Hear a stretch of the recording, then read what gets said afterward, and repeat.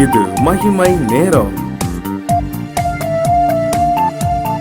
கிறிஸ்துவுக்குள் மிகவும் பிரியமான மகிமை தொலைக்காட்சி நேயர்களை, இந்த மகிமை நேரம் நிகழ்ச்சியின் மூலமாய் சந்திப்பதில் மிக்க மகிழ்ச்சி அடைகிறேன். கர்த்தர் நமக்கு பாராட்டுகிற இந்த மேலான கிருபைகளுக்காக தேவாதி தேவனை நான் ஸ்தோத்திரிக்கிறேன். பிரியமானவர்களே, இந்த மாதத்திலும் கர்த்தர் நம்மோடு கூட பேசும்படியாக ஒரு தலைப்பை அடியெடுக்க கொடுத்திருக்கிறார். அந்த பிரகாரமாக அதிலிருந்து கர்த்தர் நம்மோடு கூட இடைப்படும்படியாக ஜெபத்தோடு கூட நாம் தரித்திருப்போம். இந்த வாரத்திலும் கூட கர்த்தர் நமக்கென்று தந்த தலைப்பு, கர்த்தருக்கு ஊழியம் செய்யுங்கள்.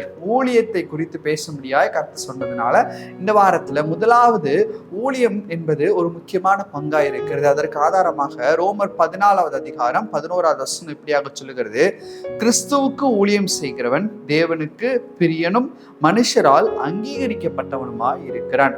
ஒருவன் கிறிஸ்துவுக்கு என்று சொல்லி ஊழியம் செய்கிறவனாய் இருந்தால் அவன் கர்த்தருடைய பார்வையில மிகவும் பிரியமானவனாய் காணப்படுகிறான். மற்ற மனுஷனுடைய பார்வையிலே கர்த்தரால் கனம் பெற்றவராய் கூட காணப்படுகிறான். பிரியமானவர், மனுஷருக்கு இப்படிப்பட்டதான ஊழியம் செய்கிறதான ஒரு பாக்கியத்தை கர்த்தர் கொடுத்திருக்கிறார். பவுல் அவர் மேல் விழுந்த கடமை என்பதாக ஊழியத்தை குறித்து சொல்வதை நாம் பார்க்கிறோம். அதே போலதான் இன்னைக்கு ஆண்டவராய் இயேசு கிறிஸ்துவை ஏற்றுக்கொண்டிருக்கிற நாமும் நம்மேல் விழுந்த கடமையாக ஒவ்வொருவருக்கும் ஒவ்வொரு ஊழிய பொறுப்பு கொடுக்கப்பட்டிருக்கிறது.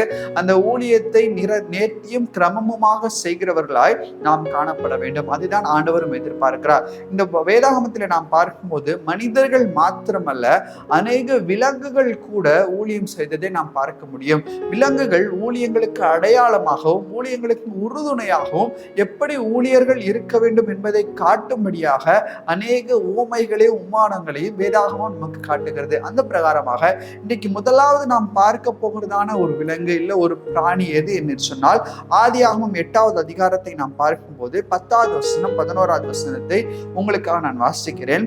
பின்னும் 7 நாள் பொறுத்து மறுபடியும் புறாவை பேழையிலிருந்து வெளியே விட்டான். அந்த புறா சாயங்காலத்திலே அவனிடத்தில் வந்து சேர்ந்தது. இதோ அது கொத்திக்கொண்டு வந்த ஒரு ஒலிவ மரத்தின் இலை அதன் வாயில் இருந்தது. அதனாலே நோவா பூமியின் மேல் ஜலம் குறைந்து போயிற்று என்று அறிந்தான். பிரியமானவர்களே, இந்த நோவாவுடைய கதையை குறித்து நம் அனைவருக்குமே தெரியும். நோவாவின் காலத்திலே மக்களுடைய பாவம் பெருகி போனதினால், பாவம் அதிகமானதினால், பாவம் எண்ணக்கூடாமல் போனதினால் ஆண்டவருடைய கோபம் இந்த உலகத்தின் மேல் பற்றி இருந்தது. ஆனால் நோவாவையும் நோவாவின் குடும்பத்தாரையும் கர்த்தர் தெரிந்து கொண்டார். நோவாவுக்கோ கர்த்தருடைய கண்களில் கிருபை கிடைத்தது என்று சொல்லி வேதத்திலே நாம் வாசிக்கிறோம். இந்த நோவாவுக்கு கர்த்தர் கொடுத்த கட்டளை என்ன? இந்த உலகத்திலே வாழ்கிறதான ஒவ்வொரு மிருகங்களும் ஒவ்வொரு பிராணிகளையும் ஒவ்வொரு ஜோடியாக சேர்த்து கொண்டு அவைகளை எல்லாவற்றையும் அந்த பேழையிலே அடைக்க வேண்டும். 40 நாட்கள் விடாமல் கர்த்தர் மழையை பொழிய பண்ணினார். எனவே உலகம் முழுவதும் ஜலத்தினால் நிறைந்திருந்தது. இப்போது நோவாவுக்கு ஒரு கலக்கம் இருக்கிறது. எப்போது இந்த உலகம் மறுபடியுமாக மழை நின்று விட்டது, உலகம் எப்போது இயல்பு நிலைக்கு திரும்பும் என்பதாக ஒரு கலக்கம் நோவாவினுடைய இருதயத்தில் இருந்ததுனால முதலாவது ஒரு காகத்தை விடுகிறார். காகம் மறுபடியுமாக திரும்பி வந்து விட்டது. ஆனால் இரண்டாவது இந்த புறாவை அவர் விடுவதை நாம் பார்க்கிறோம். புறாவை திறந்து புறாவை வெளியே விடுகிறார். அந்த புறா என்ன செய்கிறது? அந்த புறாவினுடைய எண்ணத்தை நாம் யோசித்து பார்ப்போமானால், இது இவ்வளவு நாள் அந்த பேழைக்குள்ளாக அடையப்பட்டிருந்த ஒரு புறா, இவ்வளவு நாள் அதற்கு தேவையான உணவு கிடைத்திருக்கும். ஒருவேளை அதற்கு வெளியே செல்ல வேண்டும் என்கிறதான எண்ணம் இருந்திருக்கலாம். ஆனாலும் கூட வெளியே இப்போது தண்ணீராய் காணப்படுகிறது. அந்த தண்ணீரின் மத்தியில என்ன செய்ய வேண்டும் என்று சொல்லி அந்த புறாவுக்கு தெரியாமல் இருந்திருக்கலாம். அப்படிப்பட்டதான ஒரு சூழ்நிலையிலே இந்த நோவா புறாவை வெளியே விடுகிறார். இந்த புறா ஒரு காரியத்தை அந்த புறா செய்கிறது. என்ன என்று சொன்னால், அது போய்விட்டு மீண்டுமாக அதனுடைய இடத்திற்கு திரும்பி வருகிறது. எப்படி அந்த புறா மீண்டுமாக திரும்பி வருகிறது? அது வெறுமையாய் வரவில்லை, அது ஒரு இலையினுடைய கிளையை எடுத்துக்கொண்டு வருகிறது நாம் பார்க்கிறோம். இதேதான் 11வது வசனத்தில் நாம் வாசிக்கிறோம், அதன் வாயிலே ஒரு இலை இருந்தது என்று சொல்லப்பட்டிருக்கிறது. அப்ப அந்த இலை இந்த நோவாவுக்கு ஒரு செய்தியை கொடுக்கிறது. என்ன செய்தி? நோவாவுக்கு இருந்ததான ஒரு அங்கலாய்ப்பு, நோவாவுக்கு இருந்ததான ஒரு கேள்விக்குறி, நோவாவுக்கு இருந்ததான ஒரு பெரிய ஒரு கலக்கமான சூழ்நிலைக்கு ஒரு பதில் இந்த புறாவின் மூலமாக கிடைக்கிறதை நாம் பார்க்கிறோம். அது என்ன பதில்? தண்ணி வற்றி போயிற்று, சிறிது சிறிதாக இலைகள் எல்லாம் கிளைகளாக துளிர்விட ஆரம்பித்து விட்டிருக்கிறது என்பதாக ஒரு நற்செய்தி நற்செய்தியை, ஒரு இனிமையான செய்தியை இந்த புறாவின் மூலமாக நோவா கிடைக்கப்பட்டதை நாம் பார்க்கிறோம். பிரியமானவர்களே, இந்த புறா நற்செய்தி ஊழியத்திற்கு அடையாளமாக விளங்குகிறது. வேதவசனம் தெளிவாக சொல்லுகிறது, அது கிளையை எதில் கொண்டு வந்ததா, தன்னுடைய வாயிலே அந்த இலையை எடுத்து வந்ததாக நாம் பார்க்கிறோம். அப்போது அந்த வாயில், புறாவினுடைய வாயிலிருந்து ஒரு நற்செய்தி இந்த நோவாவுக்கு கிடைத்ததை வேதவசனம் தெளிவாக நமக்கு காட்டுகிறது. எனவே பிரியமானவர்களே, நற்செய்தி ஊழியம் என்பது ஒரு மனுஷனுடைய வாழ்க்கையிலே மிக முக்கியமாய் காணப்படுகிறது. நற்செய்தி ஊழியம் என்றால் என்ன? நற்செய்தி என்றால் என்ன? கர்த்தராகிய கிறிஸ்து நமக்காக பிறந்தது ஒரு நற்செய்தி. அவர் நமக்காக அடிக்கப்பட்டது ஒரு நற்செய்தி. அவர் நன்மை செய்கிறவராய் இந்த உலகத்திலே சுற்றி திரிந்தது ஒரு நற்செய்தி. அவர் எனக்காக யாரும் இல்லையே என்று தவிக்கிறவர்களுக்கு அவர் நான் உன்னோடு கூட இருக்கிறேன், தாய் உன்னை மறந்தாலும் தந்தை உன்னை வெறுத்தாலும் நான் உன்னோடு கூட இருக்கிறேன் என்று சொல்வது ஒரு நற்செய்தி. அங்கலாய்ப்போடு ஒரு தவிப்போடு இருக்கிறவர்களுக்கு கர்த்தர் நமக்காக இருக்கிறார், எனக்காக யாவற்றையும் செய்கிறவர் என்னோடு கூட இருக்கிறார் என்று சொல்வது ஒரு நற்செய்தி. இந்த நற்செய்தியை தான் இந்த புறா நோவாவுக்கு கொடுத்தது. இன்றைக்கு நோவாவினுடைய அங்கலாய்ப்பு, கலக்கம், ஒரு கேள்விக்குறி எல்லாவற்றுக்கும் பதிலாக இந்த புறாவின் வாயிலிருந்து வந்ததான இலை எப்படியாக ஒரு மாற்றத்தை கொண்டு வந்ததோ, அதே போல நம்முடைய வாயிலிருந்து வருகிறதான காரியங்கள், கர்த்தரை பற்றிய நற்செய்தியை சொல்லுகிறதான காரியங்கள் அநேகருடைய வாழ்க்கையை மாற்றுகிறதாய், அநேகருடைய வாழ்க்கைக்கு எடுத்துக்காட்டாய் அது விளங்குகிறதை நாம் பார்க்க முடியும். இதற்கு நாம் என்ன செய்ய வேண்டும்?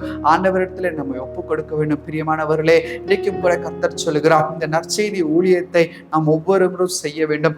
நான் பெற்றுக்கொண்டதான அந்த நன்மையை, நான் ருசித்ததான அந்த கர்த்தரை, நான் பெற்றுக்கொண்டதான அந்த பாக்கியத்தை என்னோடு கூட இருக்கிறவர்கள், என்னோடு கூட பணி செய்கிறவர்கள், என்னோடு கூட ஆண்டவரை ஆராதிக்கிறவர்களும் கூட, என்னோடு கூட மற்ற பக்கத்தில் இருக்கிறவர்கள், எனக்கு தெரிந்தவர்கள், நண்பர்கள் அனைவரும் அறிய வேண்டும் என்கிறதான ஒரு எண்ணம் நமக்கு வேண்டும். எப்படி அந்த புறா திரும்பி வந்தவுடன் நோவாவுக்கு ஒரு சந்தோஷம் கிடைத்ததோ, அதே போல நோவாவுக்கு ஒரு பதில் எப்படி வந்ததோ, அதே போல இன்னைக்கு அநேகருடைய வாழ்க்கை கேள்விக்குறியாக ஒரு கலக்கத்தோடு, ஏமாற்றத்தோடு, அங்கலாய்ப்போடு காணப்படுகிறது. அப்படிப்பட்ட காணப்படுகிறவருடைய வாழ்க்கைக்கு எல்லாம் ஒரு பதிலாக நம்முடைய இந்த நற்செய்தி இருக்கும். ஆண்டவரிடத்துல நம்ம ஒப்பு கொடுப்போமா? கர்த்தாவே, நற்செய்தி ஊழியத்தை செய்வதற்கு நீர் என்னை பயன்படுத்துங்க. ஏதோ இந்த உலகத்தில் நான் வந்தேன், வாழ்ந்தேன், போனேன் என்று இல்லாமல் உமக்கென்று ஏதாகிலும் நான் செய்வதற்கு என்னை நீர் பயன்படுத்தும் ஆண்டவரே. அதற்கான சந்தர்ப்ப சூழ்நிலைகளை நீர் எனக்கு ஏற்படுத்தி தாரும் என்று சொல்லி கர்த்தரிடத்துல கேட்போமானால் அதற்கேற்ற சூழ்நிலைகளை கர்த்தர் நமக்கு தர சித்தமாய் உள்ளவராய் இருக்கிறார். அதற்கான ஒரு வல்லமை உள்ளவராய் கூட காணப்படுகிறார். பிரியமானவர்களே, எனவே ஆண்டவரிடத்துல கேட்போம். நற்செய்தி ஊழியத்திற்கான பங்கிலே நம்மை நாமே இணைத்துக் கொள்வோம். ஆண்டவரிடத்திலே பார்வையிலே ஒரு நற்சீர் பெற்றவர்களாய், கர்த்தருடைய வருகை நாள் மட்டும் அவரோடு கூட சீர்பொருந்தவர்களாய் காணப்படுவோம். அதற்கேற்ற கிருபைகளை கர்த்தர் நமக்கு தந்து காத்து வழி நடத்துவாராக. கண்களை மூடி ஒரு நிமிடம் நாம் ஜெபிக்கலாமா? இன்றைக்கு ஆண்டவரிடத்தில் ஒப்பு கொடுங்க. ஆண்டவரே, என்னுடைய வாயிலிருந்து வருகிறதான வார்த்தைகள் நற்செய்தியின் வார்த்தைகளாய் அமையட்டும் கர்த்தாவே என்று சொல்லி எல்லாரும் கர்த்தரிடத்திலே கேட்போமா? ஸ்தோத்திரம் கர்த்தாவே, எங்களை நேசிக்கிறதான நல்ல பிதாவே, உம்மை நாங்கள் துதிக்கிறோம் கர்த்தாவே. இந்த நேரத்தில் கூட நற்செய்தி ஊழியத்தை குறித்து நீர் எங்களோடு கூட பேசியிருக்கிறீர். உமக்கு நன்றி அப்பா. நாங்களும் கூட மௌனமாய் இராதபடிக்கு வாயை திறந்து அநேகருக்கு நற்செய்தி சொல்லத்தக்கதான ஆண்டவர் எங்களுக்காக இருக்கிறார். இந்த உலகத்தை காக்கிறவர் பெரியவராய் இருக்கிறார். அவர் மெய்யான தேவனாகிய கிறிஸ்து என்பதை சொல்லத்தக்கதான பாக்கியத்தை இதை பார்த்து கொண்டிருக்கிறதான ஒவ்வொருவருக்கும் கர்த்தர் நீர் கொடுக்கிறதற்காக உமக்கு நன்றி. ஊழியங்கள்ல ஆண்டவரே சப்பா, ஒரு வாஞ்சையோடு கூட செயல்பட அன்பான பிள்ளைகளுக்கு நீர் ஒரு பெரிய பாக்கியத்தை கொடுக்கும்படியாய் ஜெபிக்கிறோம். உமக்கே துதிக்கான மகிமை ஏறெடுக்கிறோம் சுவாமி. மீட்பராம் இயேசுவின் மூலம் ஜெபிக்கிறோம் எங்கள் ஜெபங்களும் நல்ல பிதாவே. ஆமென், ஆமென்.